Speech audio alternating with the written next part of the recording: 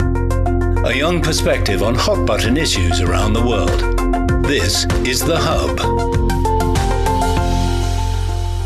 Hello and welcome to this special edition of The Hub, coming to you from South China. I'm Wang Guan. Greetings, everyone, from Lian International Education Innovation Pilot Zone in Lingshui County in Hainan Province. Now, this is a big moment as Hainan, the free trade port in South China, is officially launching the special customs arrangement that will allow more goods, services, investments, data, and people move more freely into the island. This is a major policy move demonstrating China's resolve to become more open and inclusive in this new era. But there's a catch, though. Goods and services coming out of the Hainan Islands into Chinese mainland cities will still be subject to Chinese mainland rules. So how will all this work in reality? What will this special customs operation mean for global investors and companies? To dive into all this, we're joined by 4 guests who work and live on this Hainan Island. We have Ruslan Tulinov, Vice Director of the Hainan International Economic Development Bureau.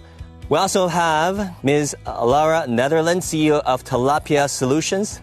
We also have Humberto Avales Madrela, Vice President of the Spanish Chamber of Commerce for South China. And last but not least, we have Ian Clark, Senior Consultant at the Lian International Education Innovation Pilot Zone. Ruslan, you're very attached to the island of Hainan.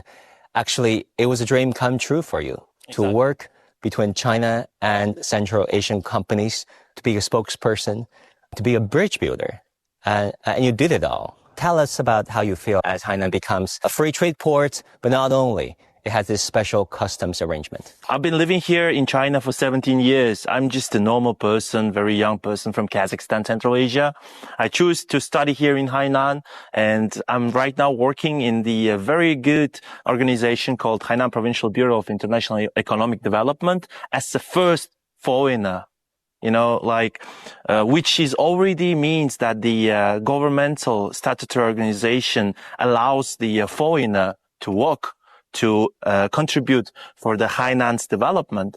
And as a dream come true, when 6 years ago I moved back to Hainan from Beijing, I really dreamed of this date when the Hainan will make the big step to the globalization, when the new policies, when the new rules comes into the effect. Since the beginning, back in 2019, my main job was to attract the investment, to promote the policies, interpretation, to help those foreign and Chinese companies to set up their footprint here in Hainan. From the basic things like the company registration, everything I did till now, a lot of people ask me, saying that, what is Hainan Free Trade Port actually?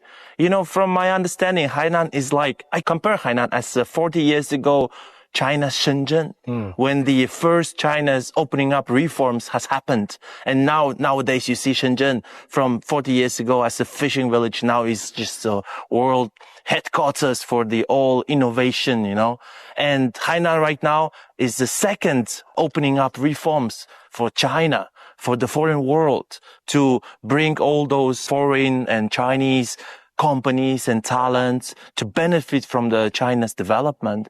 So my dream actually came true. Now Hainan made the first big step to become as a Chinese characteristic free trade port. And I'm really looking forward to see even more companies and even more talents to be as me here, develop, grow together in Hainan. You kept saying that Hainan made your dream come true, and I should add that you made Hainan's dream come true as well, making the island more international and globally oriented. Lara, great to have you with us. Actually, you lived on the island for 8 years now, first as a reporter covering this island, and now as an entrepreneur connecting Chinese and African businesses. Tell us about your thoughts and feelings at this special moment as this island goes full operational with this special customs arrangement. Thank you so much for that question, Wang Guang. And for sure, special customs operations is the next big but very important milestone for Hainan. As for myself, I would say when I arrived here 8 years ago, my professional growth and career development has very much been synonymous with Hainan's development. And so I arrived here on the 6th of April, 2018. Remember that day? Yeah.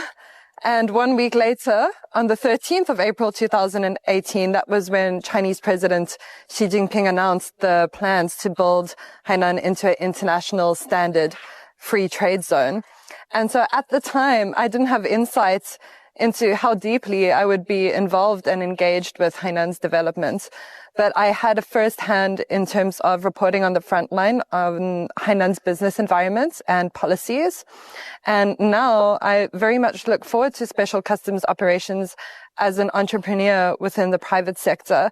And I think, there's definitely been some interesting developments in recent months and some things that many entrepreneurs, especially within trade spaces, are looking forward to seeing actualize after special customs operations, yes. Yeah, we all look forward to actualization as it happens, how this, idea is now, of course, obviously translating into policy, but how this policy will translate into business opportunities, tax dollars, not only, but also bottom line for businesses. That's perhaps the most important thing.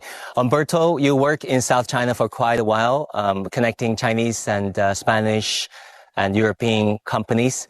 What are the things that you're most excited about as we're marking this very important moment? First of all, thank you very much for having me here today. What I'm most excited about, I think as Ruslan mentioned, the opportunities here is comparable of what happened in Shenzhen 40 years ago.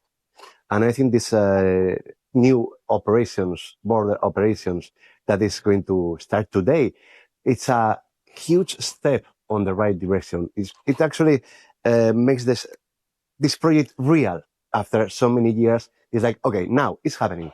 Now let's see where it takes us. Ian, you're in education. That is, of course, the most important thing because we're turning out leaders of not just today, but tomorrow. What are the things that you anticipate the most as, the island becomes a very, even more special area? I think the opening up in the special customs operations gives a new impetus to education because we must look on this as Hainan has now become not only one of the big educational playgrounds, as an educator playground in China, but also perhaps in the world. And education is one corner of that playground.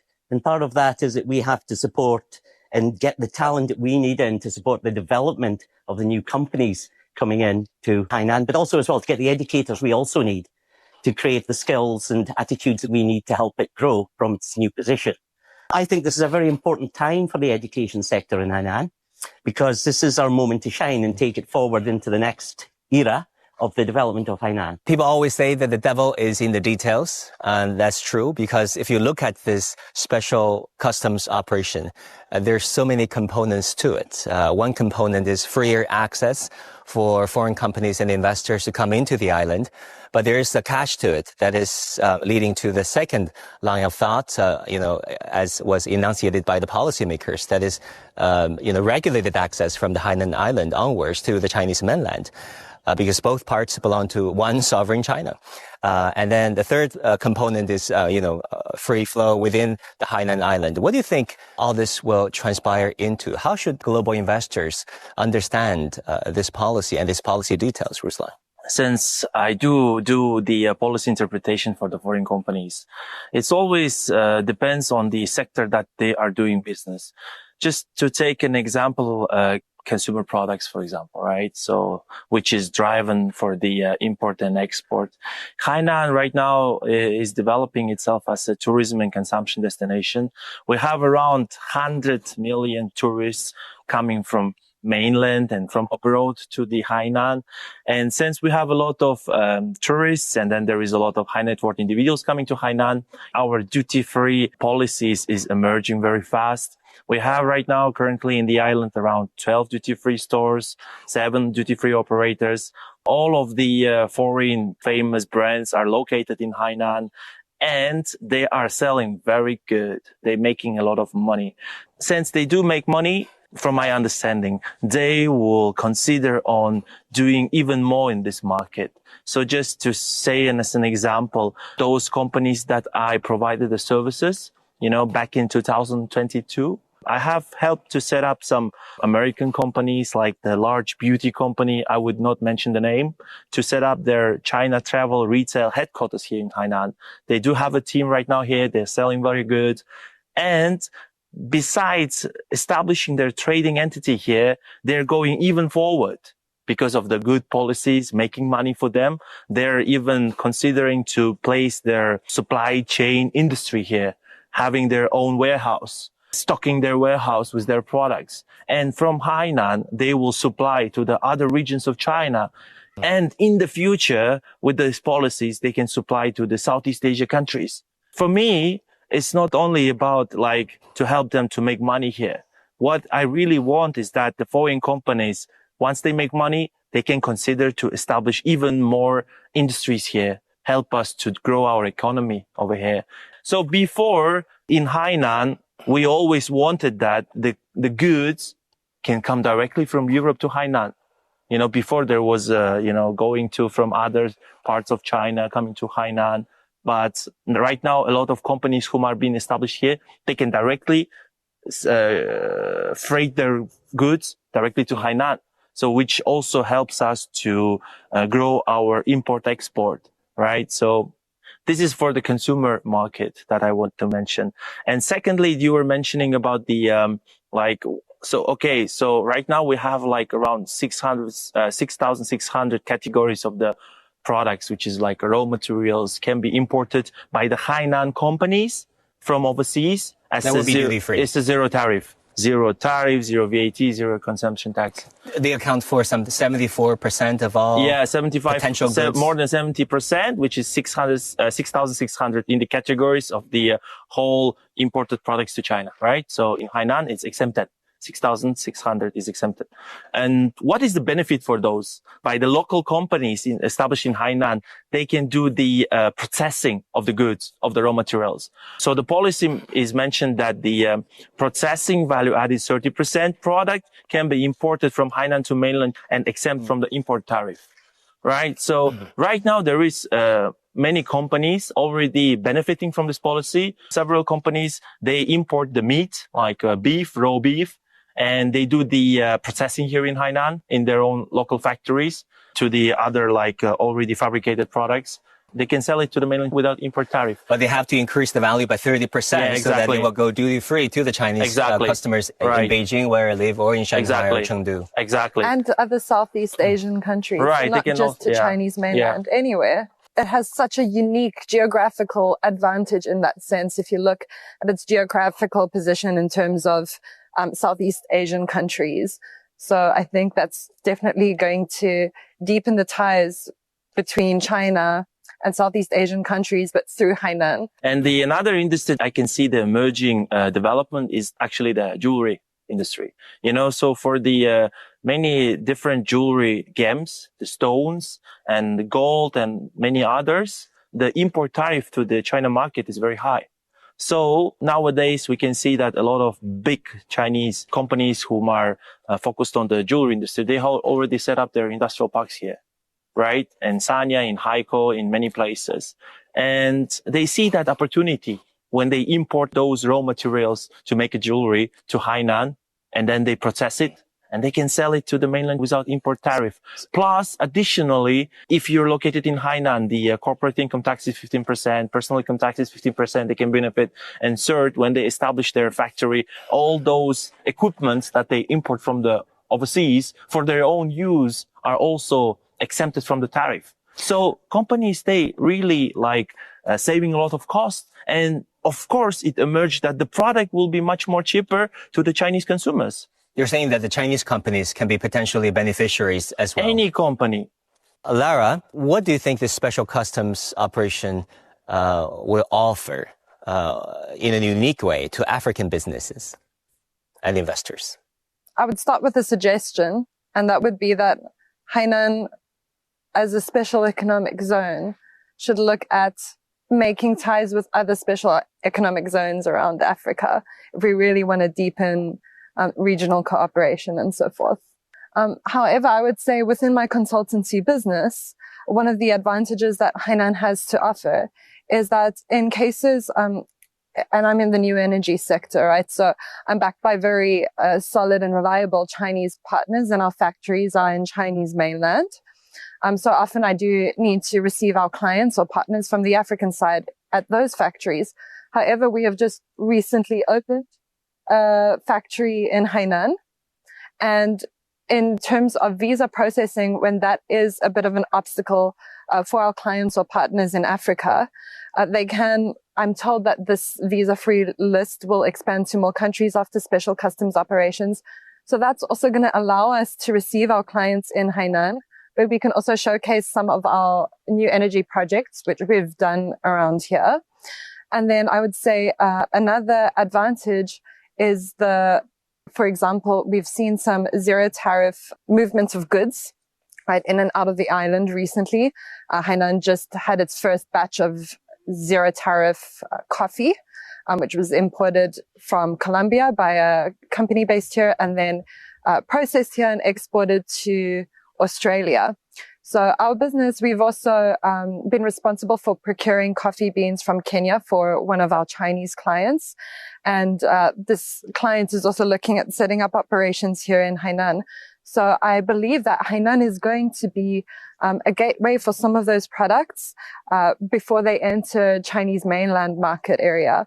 But, you know, there's really so much advantage it has to offer. And I agree with Ruslan in that you really need to look at what kind of sectors they are in and what kinds of policies they can potentially leverage and how they can either capitalize on those policies or reduce their costs. And sometimes there's policies that offer reducing costs along the whole value chain, or thereby make, you know, the whole value chain more profitable.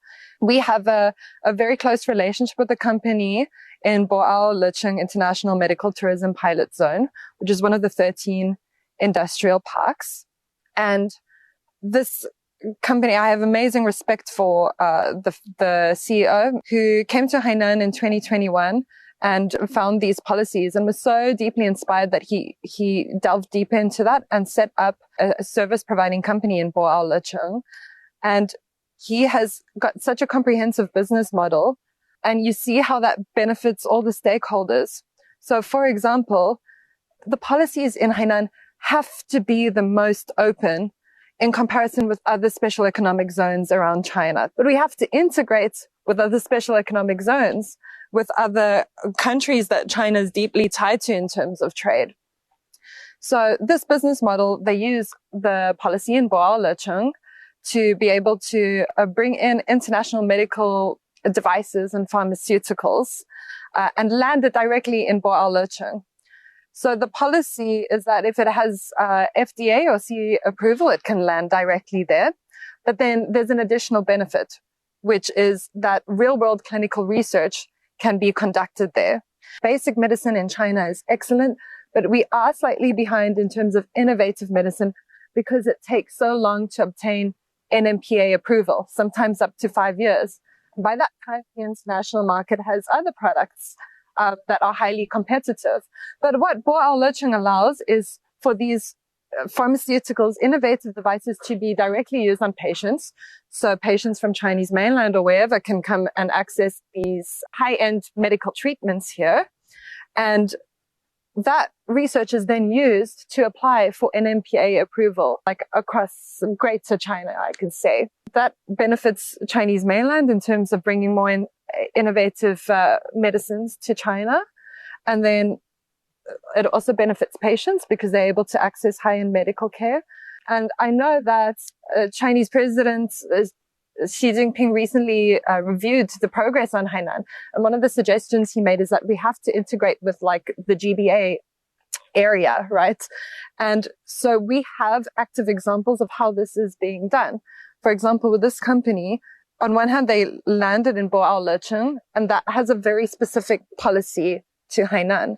But in GBA or in Guangdong area, it's such a huge population. And I think this is where we see that the Chinese market and Chinese population is just as important to other international markets as our Chinese products are important to countries abroad and so on. From a sales perspective, land those products in the GBA area, You just can't conduct the real world clinical research. So from a sales perspective, leveraging the policy in GBA area is an advantage, but from an actual, I would say, framework and regulation perspective, you need to utilize the one that is the most open, which is it needs to land in Boal first so that it can go through real world clinical research and have a fast track process for NMPA approval. There are many examples of how these policies can be used for different kinds of businesses and entrepreneurs, and that's just one of them. Yeah.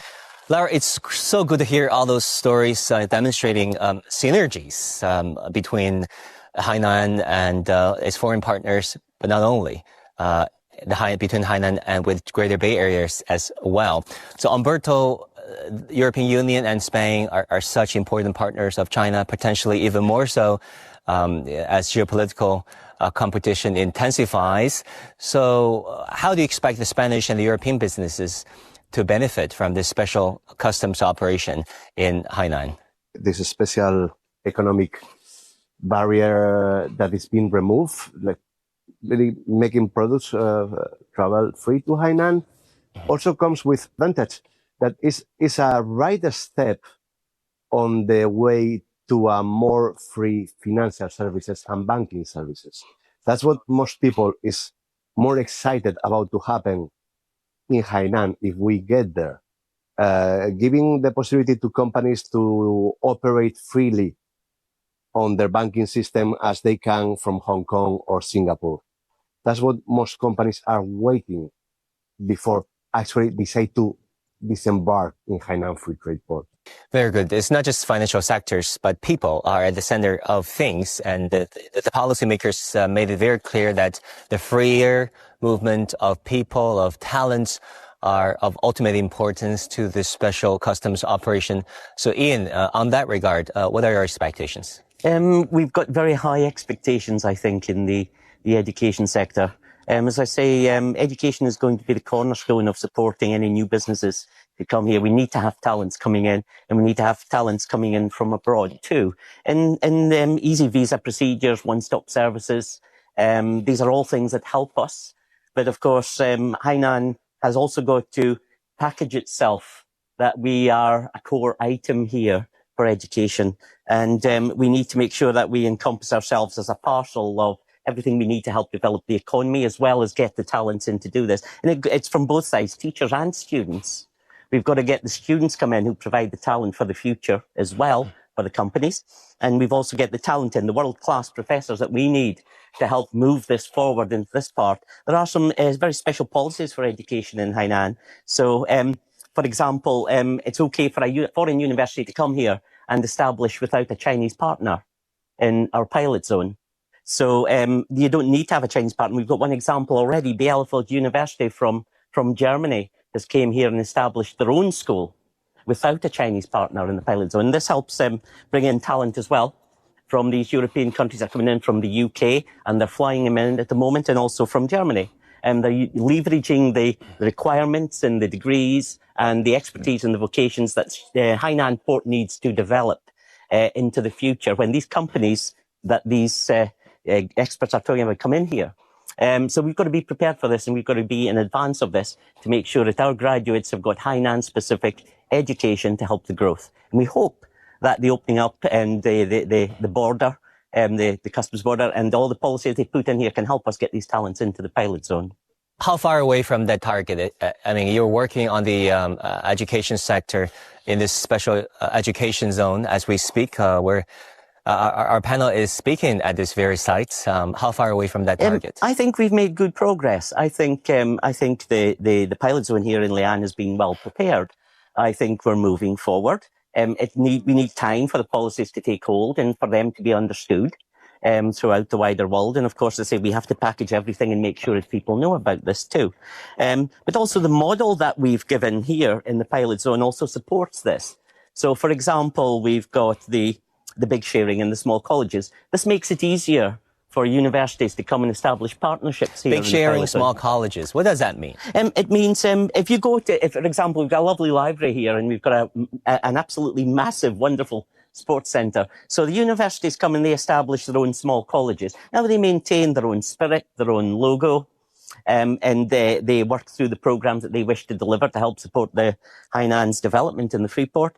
But at the same time, they have immediate access to all these facilities. They are already here. They've got shared cafeterias, shared libraries, shared sports centres, shared stadiums. All these things, this infrastructure is here to support this move and bring it forward very easily for universities who actually want to come here. So I think we've made good progress in this. And I think the pilot zone itself provides the best opportunity that I have probably seen anywhere in the world at the moment to come and establish colleges in one place to help support the development of a free trade port that is being established. And it's probably going to be one of the best educational exercises that we will probably see in the world. And I think people will be doing case studies about this for a very long time into the future.